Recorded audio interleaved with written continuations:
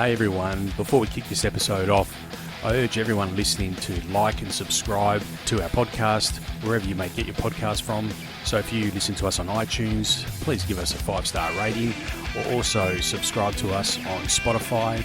And I urge all of our listeners to head to our website, and you can get more than just our podcast from there. We have news stories all the time there. We have feature articles there. So head to tnpmedia.au.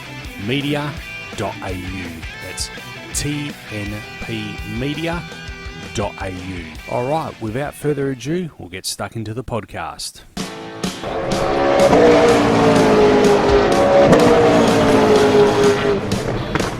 Talk and Power, your motorsport and motoring radio show. Now on 88.5 FM, The Valley Comes Alive.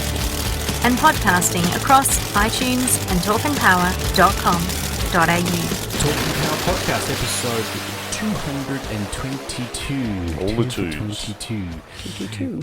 We're bringing you the latest news. I am your host, Nick DiCembra. I'm joined by co-host over there, Simon Gonzo Travellini, and Michelle Morrison over there. Hello, hello. How are we? We'll get let's get stuck into the news, and then we'll go through the greetings. Latest and greatest. Latest and great. In the latest news from Supercars, the AirTouch 500 was on at the Bend this weekend. Taking out the win was Brody Kostecki and Todd Hazelwood. Woo, woo. Give the man a full-time drive, Todd Hazelwood. That was in the Shell V-Power Racing Mustang. In second place was Cam Waters and Mark Winterbottom. A welcome return to Mark Winterbottom in a Ford, I must say, in the Monster Castrol Racing Mustang. And in third place was Matthew Payne and Garth Tander in the Penrite Racing Mustang. Hang on a sec. Are you saying I am telling you. Ford first, second and third? Yeah. How did Scafey feel about this? We'll get into that a little bit later. NASCAR results from Bristol. It was first place, Christopher Bell took the win in the Toyota Camry. Second place was Brad Keselowski in the Mustang, and third was Zane Smith in Ford, and Ryan Blaney in fourth place, and fifth was Joey Logano in a Ford. So unfortunately, our man Shane Van Gisbergen, Austin Dillon, Alex Bauman and Josh Berry have been eliminated from the playoffs. Top four at the moment is Danny Hamlin, Chase Briscoe, Kyle Larson and Bubba Wallace. In case for those playing at home, that is 3 Toyota Camrys and 1 Chevy Camaro. In MotoGP, we had Marc Marquez take the win in San Marino. In the Ducati, number 2 was Marco Bezzecchi in the Aprilia. And third place, Alex Marquez in the Gresini Racing Ducati. Fourth place, Franco Morbidelli in the Valentino Racing 46. And in fifth place, Fabio Di Gianantonio in the other Valentino Rossi mobile. Has Marquez wrapped the season up? I think it's pretty safe to say. Pretty safe. I don't know if mathematically he has, but we should check into that. Kia Australia this week have officially sold their 1 millionth vehicle since its debut in 1988. The milestone vehicle was a Tasman X Pro Dual Cab delivered in Queensland. Impressively, the brand reached its first 500 sales in 30 years, but only took another 7 years to get the next 500,000. So, congrats to Kia Australia on 1 million vehicles. You've got to admit they're a lot better vehicle than the old Kia. They are, yeah, they've come a long way. I'm not sold on the Tasman, but anyway, that's another story. Hey, and I've just written in handwriting here, October 3 to 5, Dragway at the Bend, just been announced today. John Zappia has entered in Pro Mod. So that's some sort of late breaking news today. Is he going to leave a couple of leads off the motor? Oh, hang on, they've moved. Is it still 580? I think it's still 580. 580. 585. To be exact, yeah. I think it was just the Supercharge Outlaws that you might be thinking there with their move. Yeah, they've come down quite significantly to 580. 580s, yeah. So Zapp will probably have to run it in A to slow it down that much. Anyway, what have you guys and girls been up to? You go. Oh, well, in the last 2 weeks, nothing much on the car front, racing front, just, spending time with family and enjoyed the sunshine while it lasted last week, but it's turned around to cold weather again. So Get away from the rain. yeah, Okay. we're just laying low in preparation to heading back to Sydney. Fair enough. I gotta show you guys. Nicole's been working on this. I'm going to put this on. It doesn't work as as a podcast. Hang on a sec. So this is For those playing along at home, Simon has taken his earphones off. and I'm he's putting on a putting beanie. Oh, beanie. Right? And check this out. Hang on, there's a button here somewhere. There you go. Nice. So her theory was that at the Motorplex, it's always cold at night, so you probably want to wear a beanie. And when you're working on your car, there's a light. Okay. So Maybe they- we should they put that will- together. She's been working on this on the side. So they will be available with all Fast logos on it, but we can also put your race team logo on there. Okay. So if anyone's interested, handy for, when you're trying to Yeah, work on the car and you're freezing. Yep. definitely. No, that yeah, sounds when awesome. I think we've all seen the LED lights that clip onto the peak of your hat, but Yep. then, come down when it gets to nighttime and the temperature drops, you want to be wearing a beanie. More boganish anyway. Yeah, fits the scene. Fits the scene. I'll get a photo of that before you leave tonight, and we'll get that on our socials. Head to our socials, Facebook, and check that out. I want to ask you, because you and I were discussing this during the week, the stoush between Patrick Gorman and Madeline King about the Patrick's comments, which I completely agree with, about the fact that no one wants this track. You don't want the track, and some other people don't want it. Well, look, Pat and 77%. Angie don't want it, but that's all right. 77% of the people that were surveyed are dead against it. Only 5% are for it. Where was this? Where was that taken from? That sample? I'd Was be that survey interested. the ones that Yeah. were standing out front of the football game and getting everyone going into the AFL? You guys didn't get a Match? phone call? No. No, I did. No. I got a phone survey, Yeah. 100%. And a lot of people called in, various radio stations, 720. Should we? Cetera. Do you want to give a bit of context for what this is about? So it this took is me the- a little bit to catch on, and then I realised when Nick didn't agree with you, I This is- realised what we were speaking of. This is the track that they want to build at Burswood, which will be used for the V8 Supercars. Yeah. So Carco misses out on that, which I don't think Carco cares that they're going to miss out on that. I mean, it would be good to get a comment from the West Australian Sporting Car Club. And I know that a few of the guys from there do listen to the show. It's going to be their new slogan, Carco Cares. Carco cares. There you go.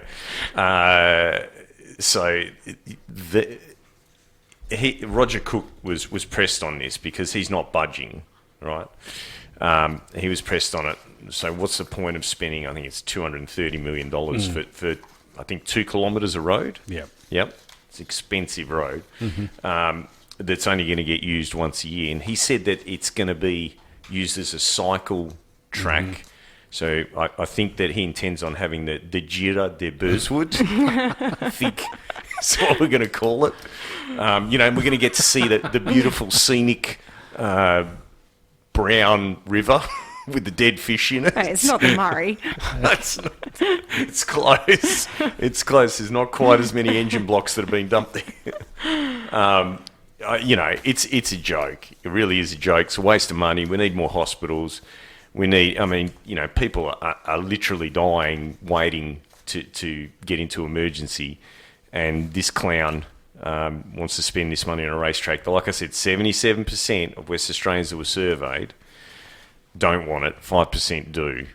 I don't see... If you were going to really showcase Perth, as you have suggested, these are your words, then the race should go down Riverside Drive, and we should be using the park there, Langley Park. Langley Park, as part of the track, like we used to with Rally Australia with that one stage. Yep. There's plenty of room there to put grandstands on either side. You could have the straight down Riverside Drive. You would then get the beautiful Perth skyline in the shots, and it would really be, something fantastic. And we've diverted traffic before for events that have been held there. And that money could be better used, like I said, to, at the very least, upgrade Charlie Gardner's and other hospitals public hospitals. So yeah, I commend Patrick Gorman for having the courage to stand up. It was against, a big call. I will agree with you there. Look, I've had dealings with Patrick, and he's a true statesman. Yeah. He's not, he is a genuine guy, and I know that this has guaranteed him a win in the next election in his electorate, because I know that he has had nothing but people writing in and congratulating him on making that call and saying it. There are ecological problems. I don't know if you guys know, Burrup's been approved. They kept that real quiet. When any of the government bodies want to release information that they know is not going to be well taken, they do it Friday afternoon. So the Burrup... There's a word for that. There's a phrase for that. What is it? It's called taking out the trash. Taking out the trash. So that's been approved. I get criticised a lot for... having a go at the government.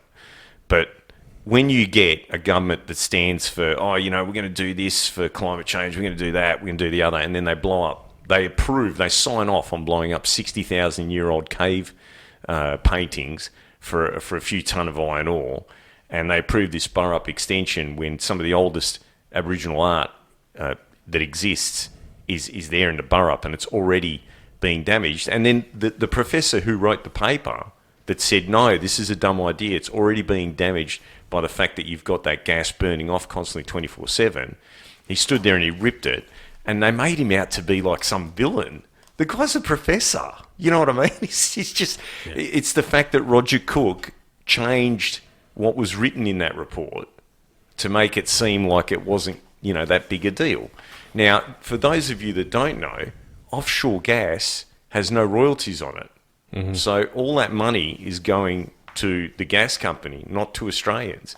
And, we're getting told, like in Victoria, it's illegal to build a house with gas fittings in it now. Right? We're getting told that, gas is in such short supply. It's not. It's just that we're selling it overseas.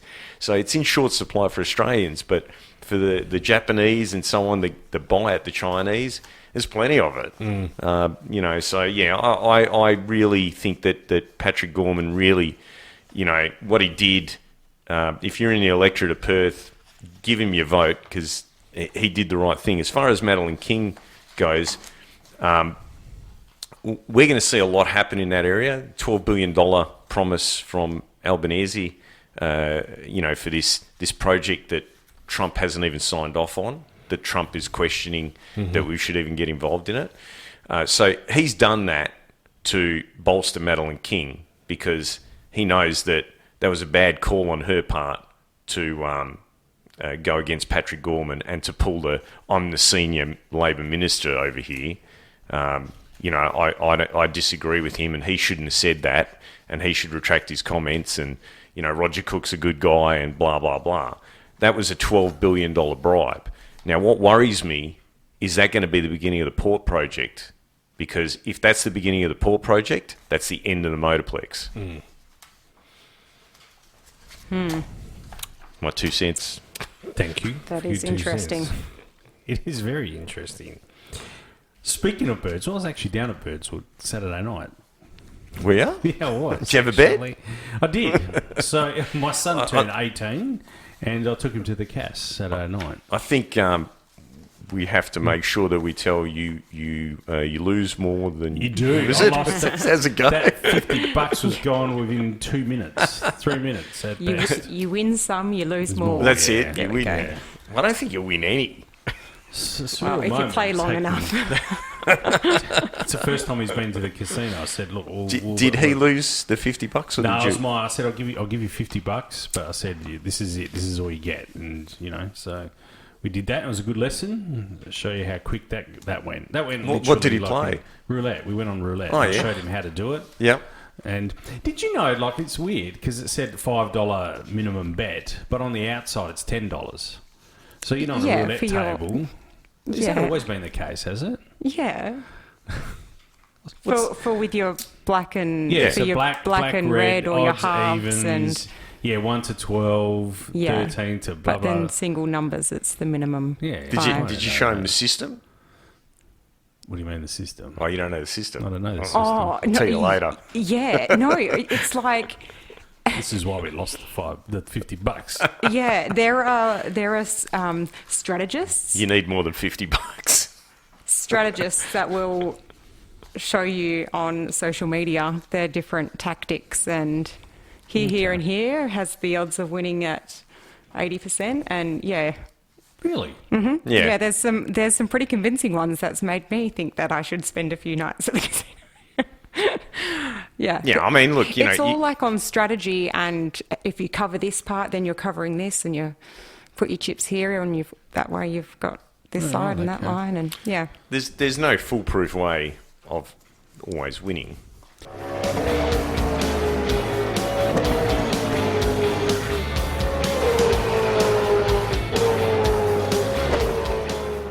While I'm down in the dumps, I'd also just like for us to take a moment to pay our respects to Charlie Kirk. Yeah. The three of us, I'm obviously the most opinionated on this table, but we have open discussions, particularly you and I. We see things differently, and we both leave here. We don't hate each other. We respect each other's positions, and we're not a lot different to him. That we give people the opportunity to come on here and voice, their have a voice, right? Which is what he did. You didn't need to agree, or you could disagree with what he said. He always gave people an open platform, and it's scary that we live in a world where instead of having open debate, that this is how people react. The guy, whether you liked what he said or not, he was a father, he was a husband, he was someone's son, and I think he did a lot for Christianity in particular, whether you agree or disagree with religion. And I always thought that he handled the debates in a respectful manner. Yeah. I don't think he I was think ever... so. 100%. Yeah. So it's really sad, and all of our thoughts go out to his supporters and his family.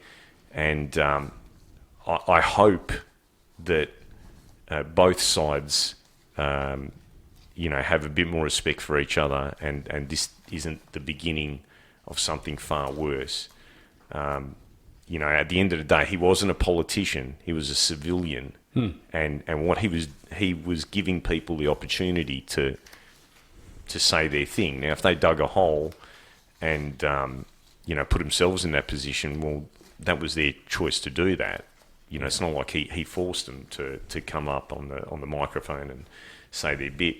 The other thing too that I think is really sad is how some of the media have handled it. The ABC really have this narrative that they're following that, and it's just disgusting as far as I'm concerned. Even CNN. Yeah, MSNBC, etc. But the one that really got me was TMZ, because they were live when it happened, and there was a big bunch of their staff that were cheering and laughing.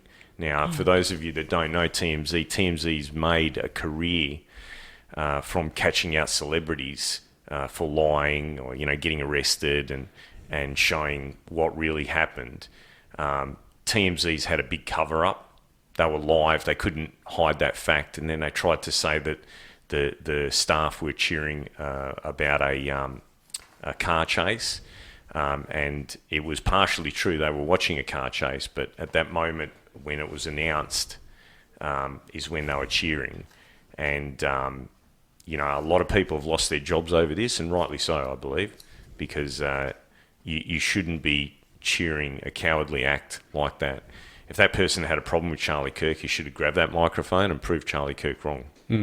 Yeah. I mean, even CNN had a political reporter on there that some of his views were a bit too much to the left, and I mean, he certainly didn't celebrate his death, but he didn't.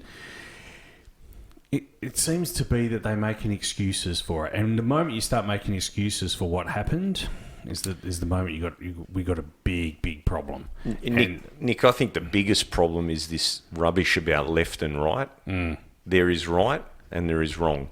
There is no left and right. This is a false thing that they've created to try and create division. Right? There is right and there is wrong. Okay. I think that everyone's entitled to their opinion, and in America, free speech is in the Constitution. To use things like, Charlie's views on the Second Amendment and some of the comments that were taken out of comment against him, considering that his wife's just lost a husband, his kids are now going to grow up without a dad. 1 and 3, his kids are, and I'd read that they were in attendance as well, which was they were there, were they? Yeah, yeah, terrible. Which it's just, and knowing that footage is now on the web for them, when they'll grow up without a dad, and they'll be able to, when they get to the age of that, they can access the internet. They'll see that, and it's just, it's it leaves me really lost for words. It's no one deserves it. I never heard him say anything disrespectful. He just, and if you read the comments that are online, I mean, before, when I was putting this together, I had a quick look and just looked at the Reddit posts in the last 24 hours, and there was thousands of them, and they were just hateful, like horrible, hateful things, which I never heard him say anything like that. You didn't have to agree with his views, but if you could put a compelling argument forward that discredited him, then he would accept that. He'd go, fair enough, but no one really did, And one of the most annoying comments that I heard, and this was from an Australian media outlet, they said that, a grown man was going and basically making these teenagers look like fools. He started doing it when he was 18. So a lot of the people that he debated in those first few years were older than him. So, I really think that's an unfair...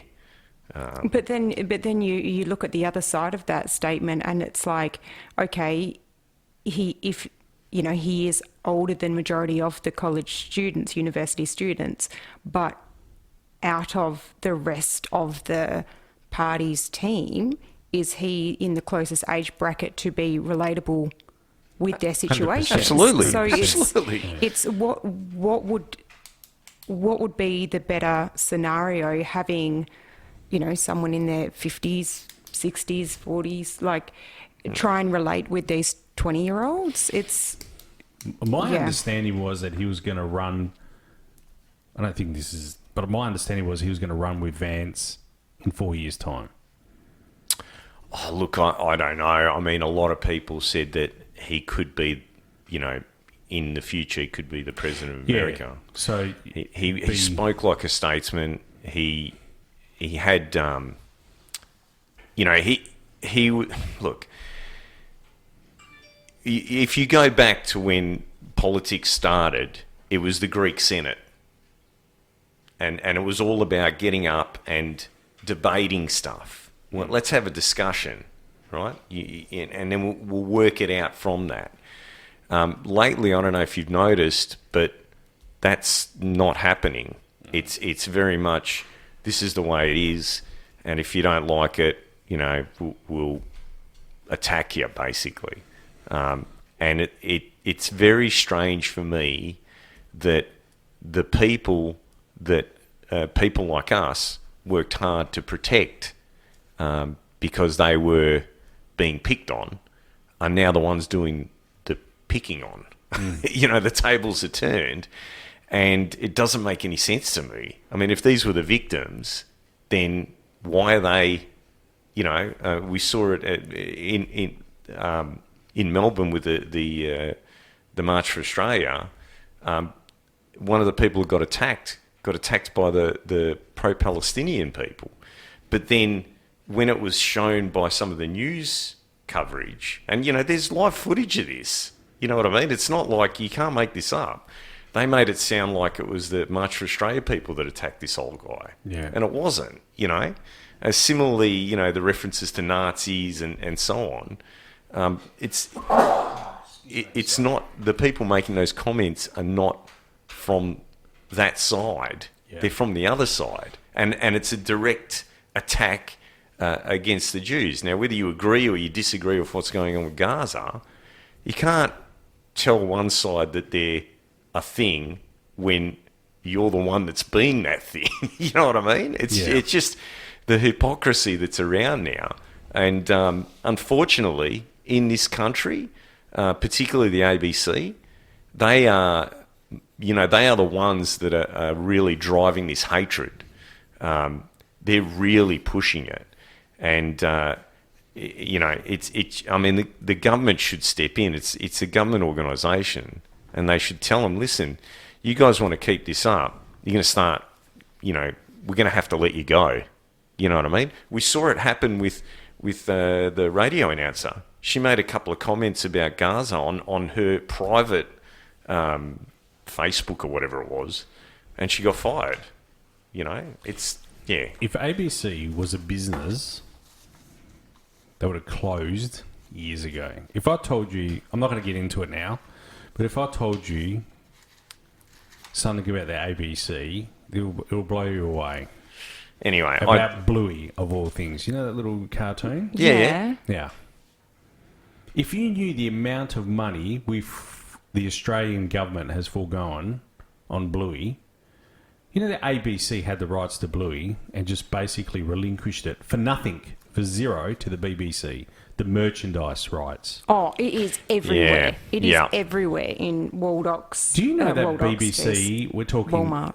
in the billions? Billions, yeah, it's in the billions. That is money that is not coming into Australia. If there was, your kids have got Bluey, yeah. Oh, they love Bluey. Yeah. They were watching it just so before look I at the left. merchandise. Who holds the merchandise? It's BBC. Yeah. The ABC gave for nothing. For nothing. So what was the Hammer Hammer bun. Hammer bun. Hammer bun, Bunnings.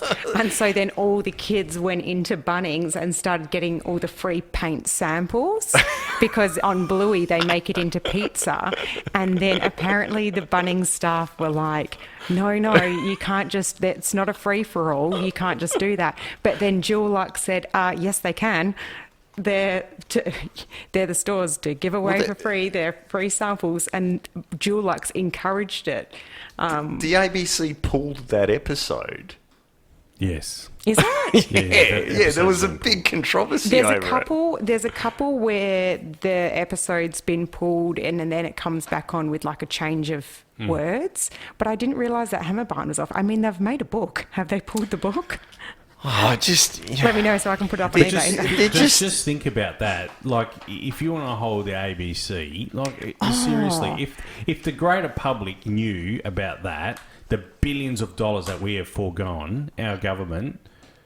Do you remember when a funded station? I remember what the issue was with that episode, because one of the gnomes gets its head knocked off. Because the kids, Blue and Bingo, are fighting over which gnomes, because Bingo's one has a shovel and Bluey's doesn't, and then they're fighting over it. It falls over and then the head gets broken, and Chili says, "See, this is what happens when you're not happy with your own husband. Someone eventually gets their head knocked off." Oh my God. So yeah, I remember that thing. But then there's been so many.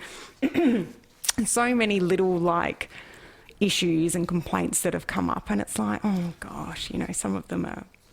I don't see any harm in. This is why I don't see any harm in that. No one's going to take it too seriously, are they? This is why they don't have Warner Brothers cartoons anymore. Oh. There was a time in Australia where government-owned entities made massive profits, like the CSIRO. They had that many patents. The power steering, the variable ratio power steering, was a CSIRO patent. So every car that had a rack in it would get, there was a royalty going back to Australia. Yeah. It seems like we just have become a bunch of sellouts now. But it's not even getting sold out. That is just being taken. I just can't believe. I think it's gone into Disney now as well. No, BBC. BBC's got it. But so BBC have sold. If it's gone to Disney, but the BBC are making the money. Yeah.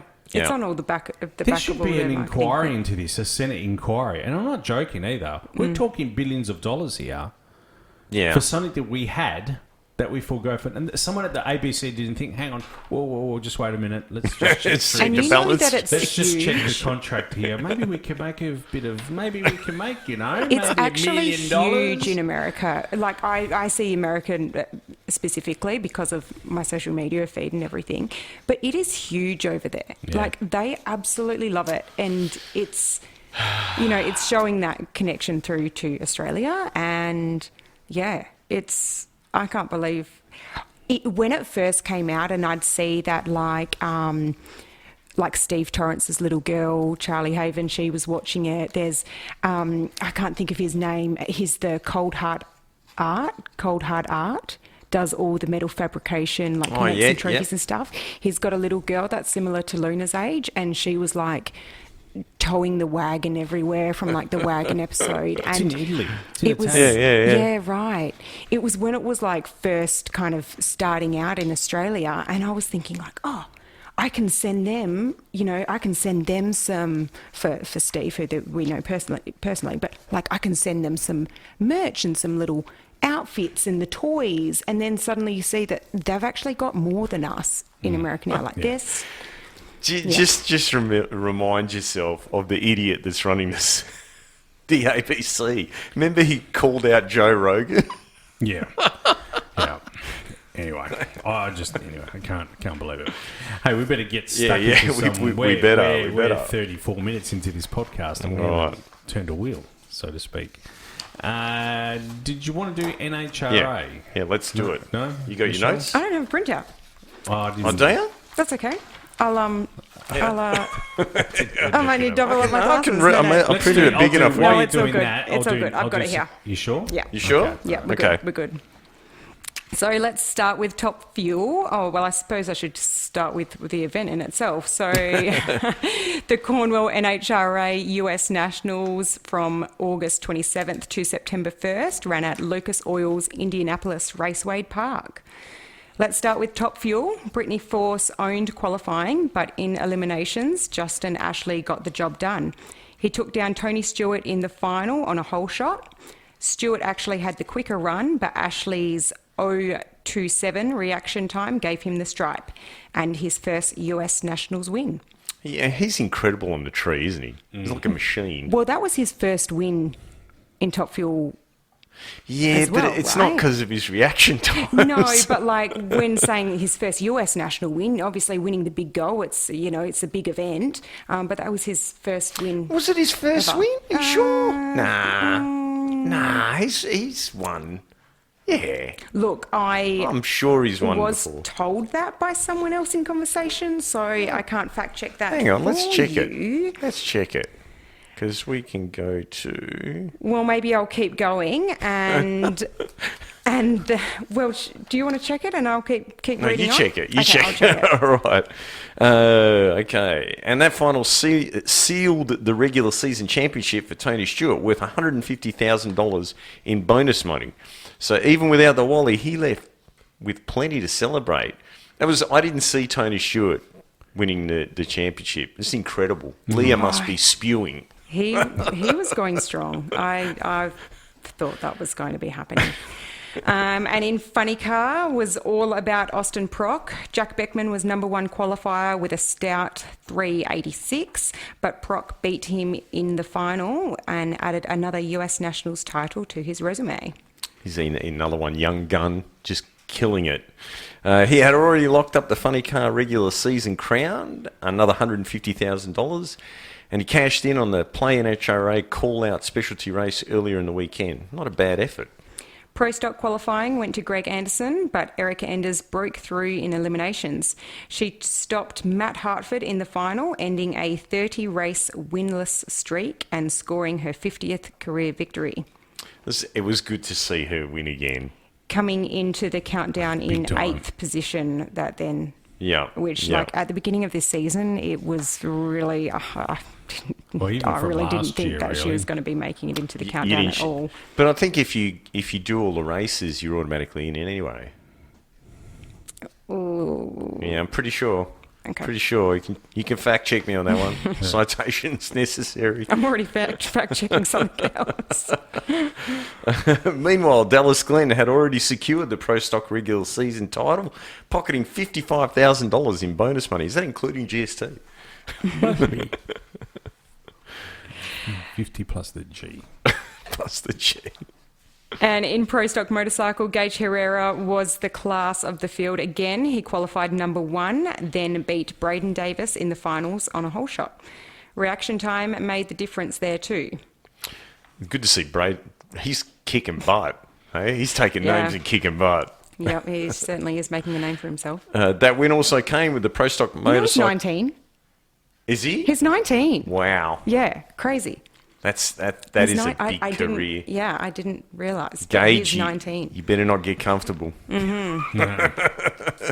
Well, he just came into it late in the season. Yeah. You know what I mean? The lease deal. That win also came with the Pro Stock Motorcycle regular season championship worth $15,000. Oh, that's a bit of a drop from the... Yeah. I think it's a little bit cheaper to run a bike. Did you miss a zero? No. Specialty races gave us some extra fireworks. The Mission Too Fast, Too Tasty challenge winners were Doug Coletta in Top Fuel, J.R. Todd in Funny Car, Greg Anderson in Pro Stock, and Richard Gadsden in Pro Stock Motorcycle.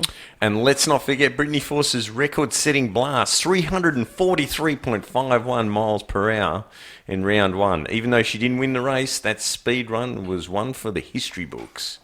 Indy lived up to its Big Go nickname once again. Championships, record, specialty race wins and some milestone victories. The countdown to the championships is set up perfectly. And now after or during that US Nationals, it was announced that Leah Pruitt would be returning to the seat next season. Which isn't giving, they haven't determined. You'd want your car back, wouldn't you, after it just won the regular Yeah, you'd be like, all right, She doesn't want it now. you've proved yourself. Let's just... Hey? No, She wouldn't want it now. No, No. They're probably up for 2 cars now. So next season, well, they haven't determined what's going to be happening with Tony Stewart. They haven't said anything. But you know what? I feel as if I've heard him say something about, and like, nothing's been said about where he's going, what he's doing, whether they're going to be purchasing another car. I feel as if I've heard an interview and he said that he wants Pro Stock. Oh, really? Like, he's got a lot of respect for Pro Stock, and that my premonition is that he'll go into Pro Stock. Just a thought. He would have to lease a car, surely. Suits him, but then again, they probably have an engine. Have they got engine development? Well, deal with? Oh my gosh! You know what? I've just. So, Richard Freeman's. He's just bought Josh Hart's Top Fuel team, and they were actually interviewing him at Reading in Philadelphia on the weekend, and they were saying, oh, so who's going to drive? Have you got your driver? Oh, I hear Tony Stewart's looking for a drive. He needs a car, so why don't you get onto him? And Richard Freeman was saying, like, yeah, I keep asking him. Like, I keep asking him, but I haven't been able to seal the deal. So you reckon Erica's going to drive Fuel? No, I didn't say anything about Erica. Well, that was the plan, yeah? No. I don't know. Didn't you guys know? No. Yeah, they announced it like 2 seasons ago that the plan was to put her in a fuel car. Well, she didn't like Pro Mod. She hated it. Too dangerous. Okay. Because she had the fire. Yeah. And that rattled her a bit. She's... There might be some dots that can be connected there. I wonder if Tony Stewart will drive for him. Yeah, well, they were saying that... Nick's having a major microphone malfunction. Continue on with that. Everything is falling off his chair. Mics are down. This is like the drummer that falls off the stage. We've just blown you away with our... That's our predictions. Let's see how we go. So I've got to ask, when did Brittany This announce weekend. This one? Yeah. At Reading. At Reading. Yeah. So the Nitro Fish 40th Reading NHRA Nationals was ran this weekend from September 11th until the 14th at Maple Grove Raceway. Top Fuel saw a huge moment at Reading. Sean Reid finally got his first career NHRA win in Top Fuel, beating points leader Doug Coletta in the final round. That was really emotional, especially considering everything Reid came back from. I don't know, those at home listening, he lost a finger in a tragic accident and had a couple of stand-in drivers to keep him in points. Racing accident, we should specify. Racing accident, correct, yes. And it really wasn't that long ago. I was surprised to see him back in the car same. quickly. And then to be, he ran the IHRA Nitro event last week, only recently. Yep. And he's had this new steering wheel made and modified for him that has better comfort and grip for his missing finger, because I think a lot of the time when you think you've lost a finger, there's still a little bit of a stub there, but the finger's actually completely gone, the index finger. And so the surgery's, it's really just been sealed from his thumb to the middle finger, and Oh, wow. yeah, it's completely gone. And to see that he can, my first question was like, have they got a handbrake? Because that's the pressure that would be on that part of your hand if you're using your handbrake as you usually would. And that's being so fresh, new nerves, bone.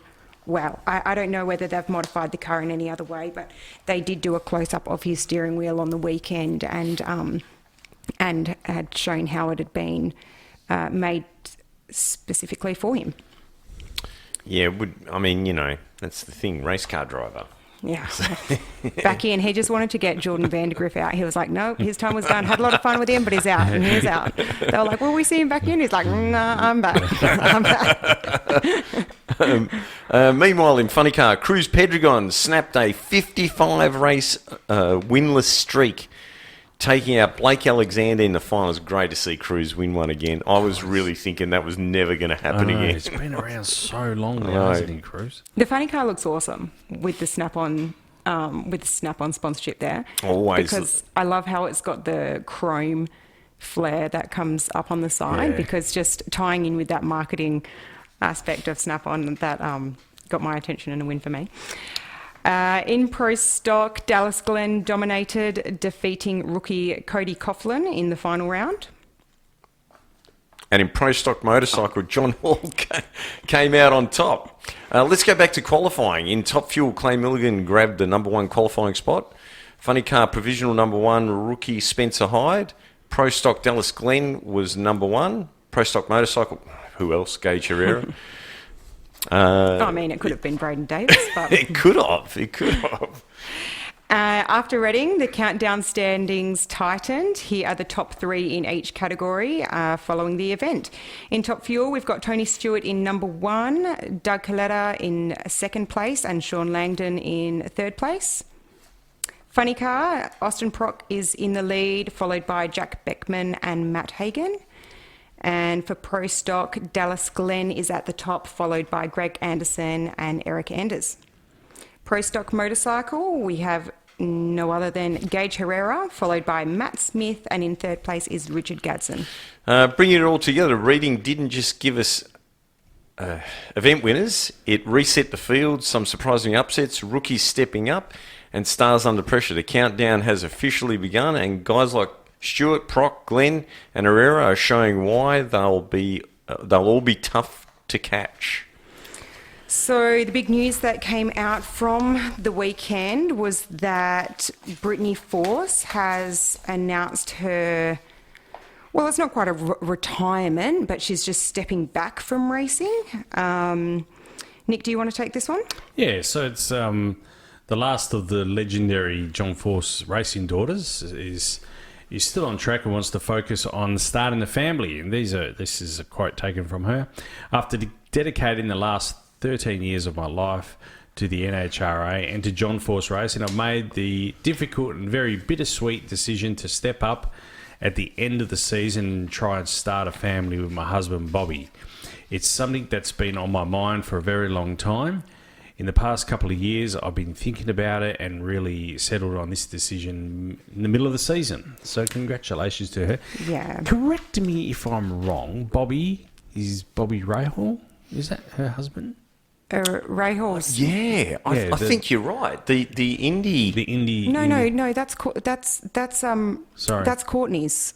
Oh, that's Courtney's. Graham Rahal. Oh, Graham Rahal. Sorry. Right. But, Okay. But Brittany's. He is tied into the drag racing.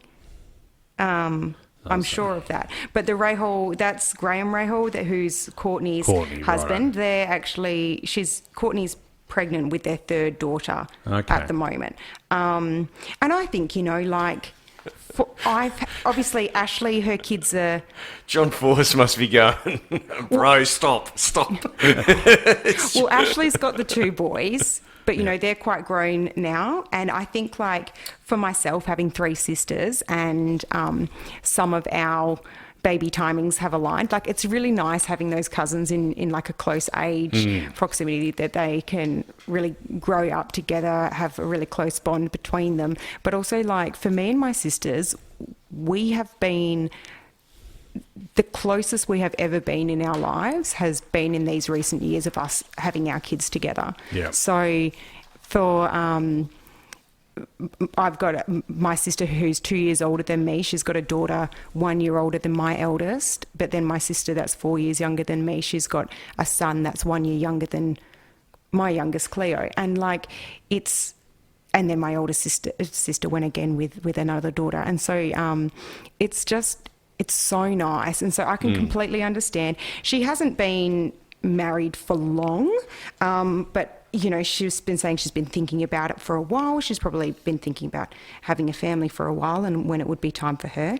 She's saying that she is quite possible that she will return, but just going to obviously see how it goes once she has her family. And, it might be a bit of a similar thing for myself where I wanted to make sure that my family making side of things and making it very clear for this episode after I had some messages after last. Oh, did you? Yeah, straight away a school mum. Hello, Alyssa. I was like, so I hear baby number 3. You having another baby, hey? But is there some betting app we can set? We have Michelle, Steph. I mean, just because there's no racing in Perth for a while doesn't mean that me and Trent are so bored with our time. But you kind of, if you're going to step back, if you're going to have a break, and for the reasons of starting a family, have your family and then get back into it once you're done. Do any of the Force grandkids race? No, I don't know if they're of that age yet. Now, in America, that's like 10. Well, yeah, I suppose it is with the juniors. I haven't really. Oh no, the juniors are 5. Yeah, juniors 5 or is 6. 5, definitely 5. It's only the Gestapo here in WA It is You have 5. to be 10. I feel as if there would be more on social media if they were. Even the Victorians allow like 8, 6, 5, older than 5 in Speedway. Yeah. And I think 8 for drag racing. But here everything's 10, except for motocross and probably horse, equestrian stuff. Okay. Oh, they start that pretty young, but I guess it depends whether it's actually racing It's or only whether 1 it's just horsepower. your mum's still leading you. I mean, nothing against they that. do the jumping in that because but the mum has to jump over it too, for a certain age. Oh, really? Oh, Yeah. really? Because I got told by someone that the most amount of... I mean, I'm talking like logs here, right? Because if we're talking for age restrictions, you're not going to have a 5-year-old jumping something that's as high as this table with water. Now you've got this lake. I think they do. But the little trot poles and stuff like Oh, that. yeah, I'm not you sure, have but- to run over it. I did it last year. Did you? I got told that it is the highest amount of life-changing injuries in children. It's the most dangerous sport in the world. My mum would tell everyone when they would ask her how she feels about me drag racing. Oh, my other daughter does horse riding, and that's the most dangerous sport in the world. Yeah. Michelle's fine. There you go. Yeah, there's a lot of... It's like mining. You'd be shocked at how many deaths there are. Yeah. And that we don't hear about it. You know? Yeah. You heard about the other one at Hoffman's, yeah? They had another fatality there. No? Yeah. Yeah, that's 2 in not that, you know. But it pales in comparison to the mines, which we don't... No one says anything about that. No. So, What should we talk about Tony Stewart's... Yeah, the accident, the crash. Yeah. Oh, yes. Yeah, Doug Coletta up against Tony Stewart in round 2 of the Reading Nationals on the weekend. So it was pretty... Looking back at the replay, it was pretty spectacular to see. Yeah, so Doug, I think, crossed the stripe first. Yep. And the wheel came off. Yeah, his front runner, which we don't see often at all. Left-hand front. Yeah, Yep. left-hand And front, that sent him into, you know, he was past the finish line, so it's not a... Chutes were out. Yeah, it's not an infraction. He didn't get disqualified, but he ran into Tony Stewart. Tony Stewart then hit the wall, and he hit the wall that hard that I believe he was knocked unconscious. Yeah, he was knocked unconscious, and so his when Doug Coletta's hit him, Tony's dragster has then come up and come up on the left, and really it was kind of the wall which knocked him back down onto facing upright. But they interviewed him. Rolled. It was basically his roll cage that hit the wall and then came back off of it. Yeah. And they interviewed Tony at the bottom end and said, you know, how are you feeling? What can you tell us? And he says, oh, I can't tell you anything. He says, I don't remember anything until they came and woke me up, and I realised, oh, I'm not... This isn't where I stop the car. This isn't where I'm usually supposed to be when I get out of the car, like he's still on the racetrack. So Maple Grove, I haven't raced there, but I've driven there. I did my top dragster licensing for Frank Hawley's drag racing school there. Maple Grove has an insanely long braking area. It's all trees down the It's picturesque. It's beautiful. They had the quad cam going on the weekend, It's which is Pennsylvania, isn't it? Pennsylvania. Yeah. So it's a really long braking area, but there's actually a road that crosses across the drag strip, and then the sand traps on the other side of it. And so obviously for big events like this, they would close off that road. But when I was doing my licensing, they had to radio down to make sure that no one was coming, and you could be like, while we were doing our theory work, it's like, oh look, everyone look out, and you could see trucks going past, and it's just all like farming area, like big land area. It's not a busy road, but Trent didn't exactly believe me because he was like, no, it's that other drag strip, and pulled up the footage of Gary Phillips having the crash, and he pulled it up on YouTube, and in the video it didn't say which raceway it was, but... You know he listens to this stuff. Does he? Oh, great. No, great. Well, you know, call in, send in, let us know where it was. No, I meant Trent. Oh yeah, no, he listens. He'll be like, are you saying I'm wrong? You're telling everyone I'm wrong. It's like, bad enough. Saying, maybe... You meant Gary. Well, I mean, Trent, you can say hello. You can say hello as well if you're not going to talk to me when I get home. No, but on this, I mean, he was right. He was just thinking, he was right. Just this one time. He was thinking of a different drag strip because on this throwback video that he was showing me on YouTube, they were saying that at the bottom, past the sand trap, then there's a road, and then there's someone's house. And he's like, and never in the 40 years that this guy's lived here he's ever had anyone run into his house, but he must have had a premonition this year because he's moved his garden bed or something. And then they've shown the clip of Gary Phillips, and straight in. He's gone deep. It's like, whoa.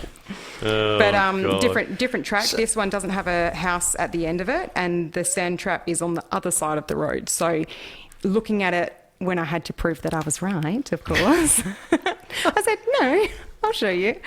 And Google Images on satellite view, you can see that the And then when you try and do your finger length, okay, well, if we've got quarter mile of racing and then quarter mile of braking area, no, it's quite significantly longer than that. So you know how we were talking about Tony Stewart earlier, and potentially what's going to happen when Lee gets back in the car, etc., etc. I thought you were going to say that he was going to get into a funny car, and I was going to say, if he gets knocked out by a top fueler, he should probably not get in a funny car. It's like he said, I'll be fine. No, seriously, I'm fine. I've had much bigger accidents in Speedway. This is all good. But what's that condition called when you've had multiple brain injuries, concussions? I mean, I hate to do this, guys. NRL, I think. Or AFL. Well, I was just going to say I hate to do these, guys, but please let me have this because it will win me brownie points with Trent again, talking about AFL. With Angus Brayshaw and how many concussions he would get and then how simple and easy he would then get knocked out. It was devastating to watch. He was actually Trent's a Demons supporter. Angus was my favourite. And seeing him so easily from like the softest bumps that a umpire wouldn't even call, and suddenly he's like dropped to the ground. It is something that you would be questioning, being like, wow, I don't know. The replay that it showed of the crash between Doug Coletta and Tony Stewart, it's hard when we're looking back at the footage and we're seeing it kind of more in a slow motion. It's like it would have been. It's obviously going to be faster than that. That impact. Wouldn't the data really logger? Hard, but Wouldn't the data logger give those details? Yeah, 100%. But if it was Sean Langdon, he would have pulled the brake and Coletta would come out in front of him. Wouldn't have been a scratch on the car. It would have been immaculate. No, but Tony was in Justin Ashley would have actually been able to stop Doug's car. Tony was in front. But the point you're making is a good one, because I've been saying this for a little while now. It's like the Kyle Larson argument that I had so he competed at Indy, crashed at Indy, then got into a helicopter and flew to the Coke 600 race there, and then crashed there as well. Yeah. Now, we are getting to a point where drag races and NASCAR and all these top tier motorsports, someone like that crash there, Tony Stewart would have to sit out at least 2 weeks. You would. I would say you would think so. I don't have any medical background knowledge to be able to say this, knowing the amount of money that they that these race teams like put into it. But it's like they would be doing their checks. But then you think with concussion there is the check guidelines to do, right? It's a in AFL it's mandatory 14 days now. Yeah, right. You sit out. So yeah.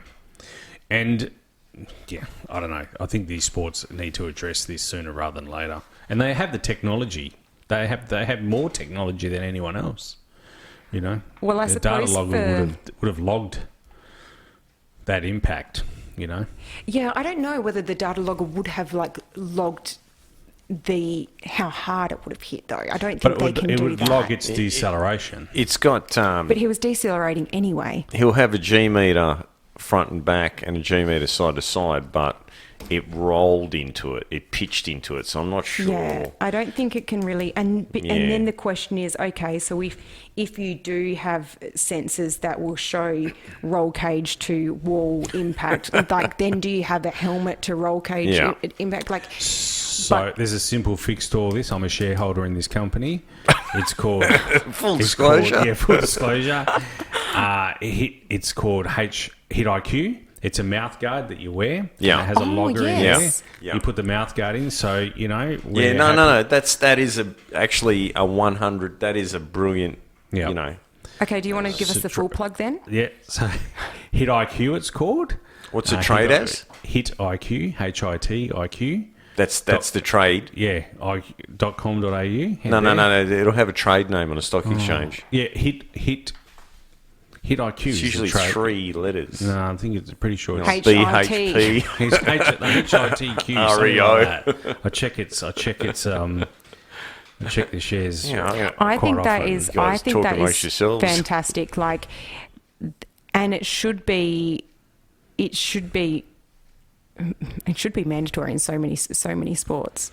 It really should, like, to have that data and the amount that they are actually, there are a lot of athletes that then are donating, when they're donating their brains once they pass to then back to science, so they can really actually look into the damage that is being done. And it's going back to Tony Stewart, like, we've seen drivers suffer like engine explosions in like funny car, where obviously engine's up in front, and then it's broken the windshield, and you just think like how much impact you would actually.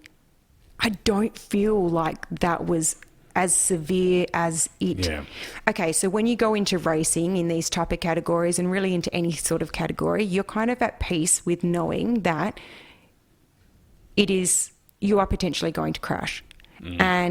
But you have faith in your safety gear and your car that when you crash, particularly in these classes, when you crash, you are going to be safe and looked after. Yep. When your body is like, I don't know if I would be having faith in my own body if I got knocked unconscious at that. There's going to be much worse ones than what he experienced. It's as simple as that, really. Yeah. Anyway, IQ found it. Yeah. I found a company. All right, don't buy your shares now. Do that when you get on. No, I'm just trying to find what it trades as. Hit IQ, I'm pretty sure. But anyway, I can. HIQ. It is HIQ. Oh, sorry. So, bad investment, Nick. Yeah, it wasn't. really, really bad investment. You know what? I think you just need to invest in some marketing for it, because that is crucial information. Yep. They just need to do some Oh, no, marketing. actually, no. They're not doing too bad. They're actually doing pretty good. Anyway, get on to They're it. at 22 cents. Okay. No, sorry. No, they're at 2 cents. 2 cents. 2 Yes, cents. Yes, 2. I was going to say. The highest they've been is 2 cents, and the lowest they've been is 2 cents. So, Anyway, the technology is there. and look, the product looks good. Yeah. They should be trying to sell these. Oh, but then again, they'd laugh at us, the Americans. Oh, The gridiron, they'd go, gridiron. what's that? We don't need that. We don't I mean, need like, that. because the thing is that if you're saying, oh, there's caution for this, then you shouldn't be doing it in that aspect, because they're purposely doing it. In gridiron? Yes, and in ice hockey, like, oh, here, have a look Ice and see hockey how much is this the is damaging. best. Have a look and see how much this is actually damaging your brain.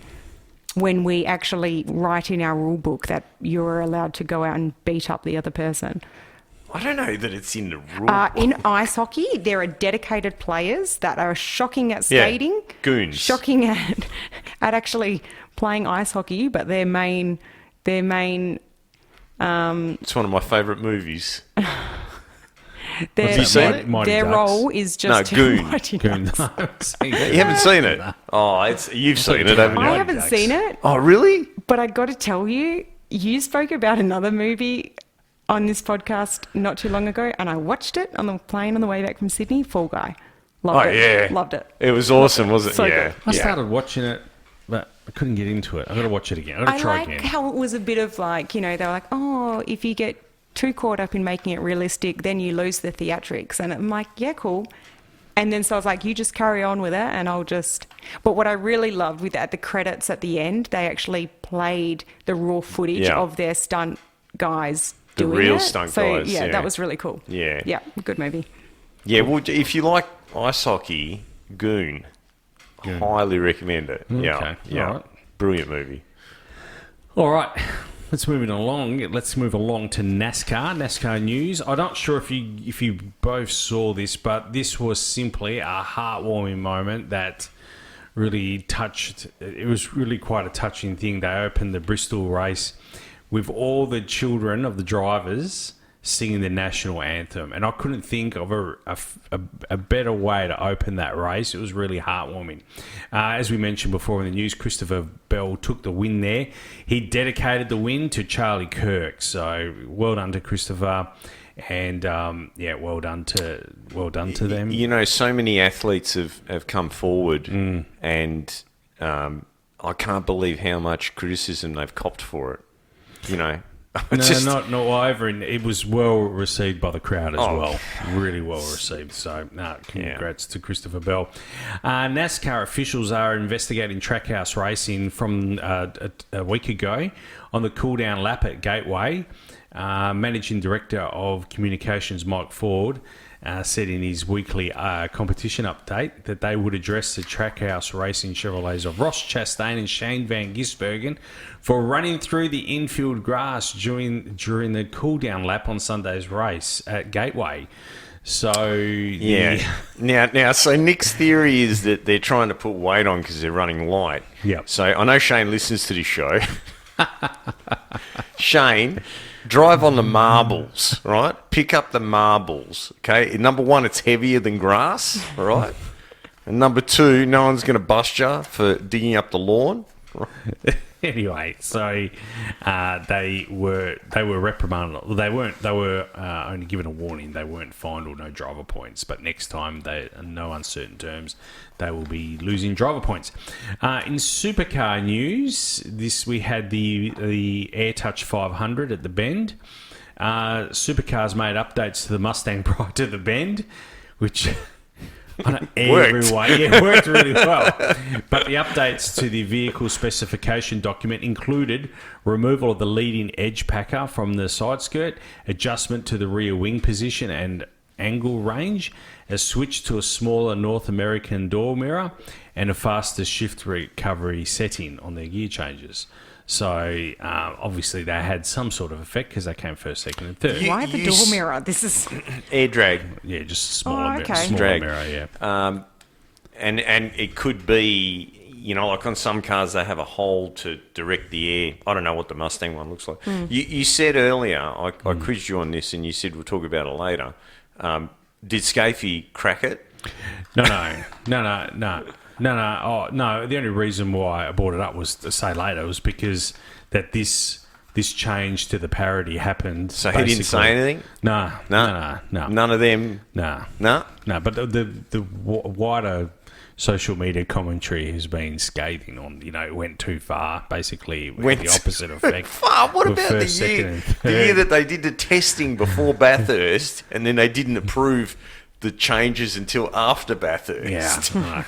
So anyway. What do you reckon? Bathurst?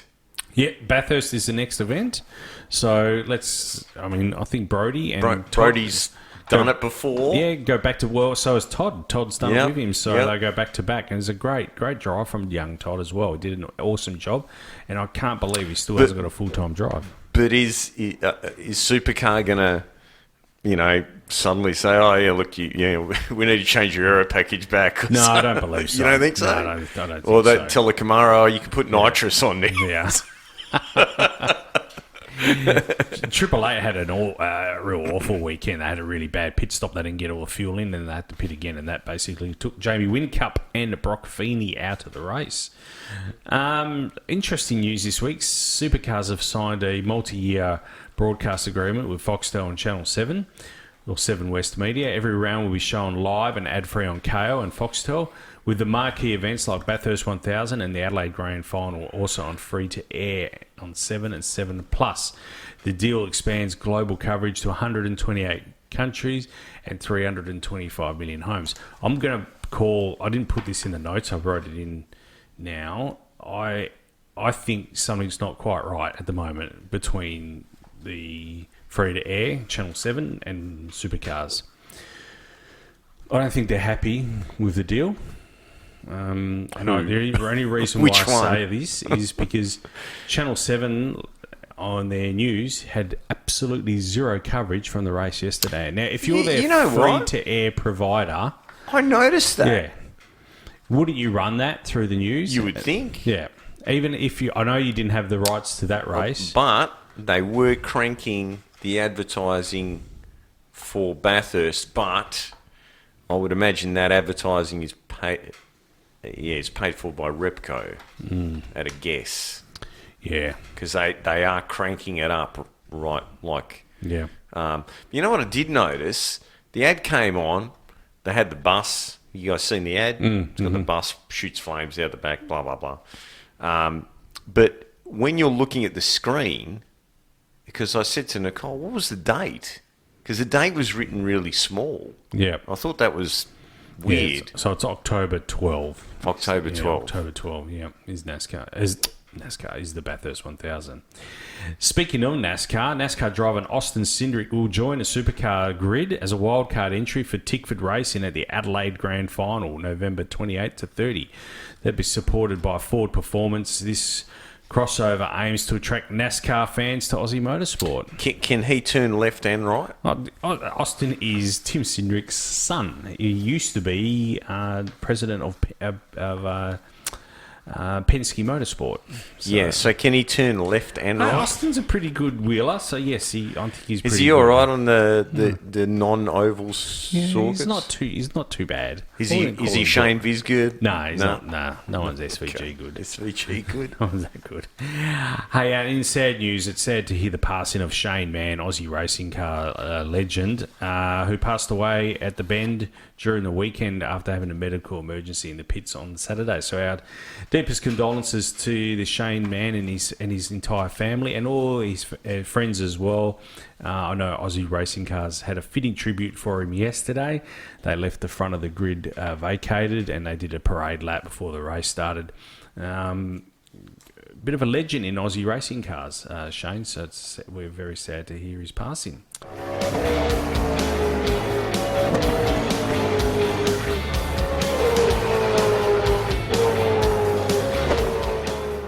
Hey, we need to talk about what's coming up in the next couple of weeks. So community events, coming events, sorry. I'm reading community reads ahead of me, but coming events.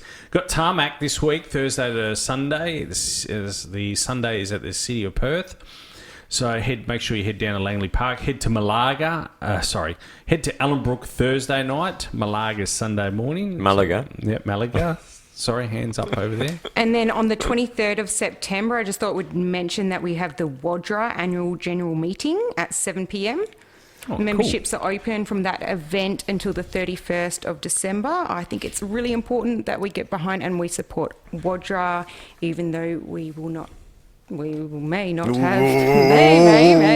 It's very important that we still support WADRA, even though there are disruptions to our season. So yes, that event is on the 23rd of September at 7 p.m. That elephant in the room. At the Veteran Car Club in Wattle Grove. Excellent. We've got All 4 Day coming up on the 5th of October at Still Blue Oval. Do we have the hot rod ready? You don't know? Okay, no he's been banned from working on it. Do you want to bring another car instead? Yeah, up to you. I want to bring the funny car. Okay. I entered the hot rod for you, but yeah, anyway, but I'm sure we can change it. I want to bring the funny car, but I'm waiting for Pete. Pete's not here, so... Yes, Pete's in Europe.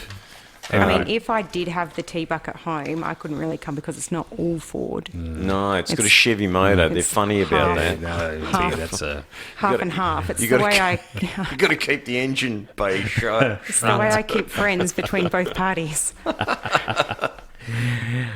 On the 16th of October, yes, we got beers as well. That's the Budget Extreme Endurance Racing from Collie Motorplex. Got some friends racing there this year as well. So beers is on the same day that Powerpalooza is on. Yep. Okay. Yep. So Speedway Powerpalooza is on Saturday. Yeah. So just so that everyone is clear about this, there will be no drag racing at Powerpalooza this year. No. Now, will there be burnouts? Yeah, that was my question. Because you've got his Speedway Powerpalooza. So is there still going to be burnouts? I didn't see it on the rundown, but I could be wrong. Speedway King of Wings is on Saturday the 15th of November. I'm having a real bad trot here. 15th of November. You got the trots. So you said. I don't have the trots. You want to go to the trots? You want to go to the trots? I have no desire to go to the trots. Really? Every time I walk across there, my kids go, what goes on here? Because we walk through the trots to get to the Optus Stadium for the footy. Yep. And they go... We go all the time. my kids go, what happens here? I said, they used to race Speedway. Oh, I'll tell you a funny story because we go for they have the Italian night and whatever. That's pretty cool, actually. The Italian night. Yeah. Always see Vince Belladonna there. Yeah. He's always there. One night I went there, and I googled. There's sites where people make predictions about the races, right? And I didn't bet because I'm not really a betting guy, but I found this one particular one, and I just made a note of what they said, would win and what would place. And you know what? It was like an 8 out of 10 average on this particular site. I was blown away. I showed Nicole and I said, if we had to put like $10 down, we'd be walking out for a few grand. You know what I mean?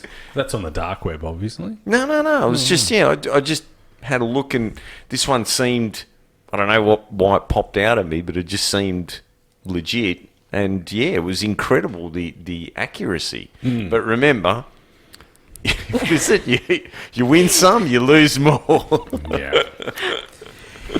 Anyway, so we got the King of Wings on Saturday the 15th of November at the Perth Motorplex. And then, of course, the big one, the 28th, 29th, 30th, Higher Limit International. Cannot wait for that one there. And that's it. Anything else? What about the Bindoon? We'll do that.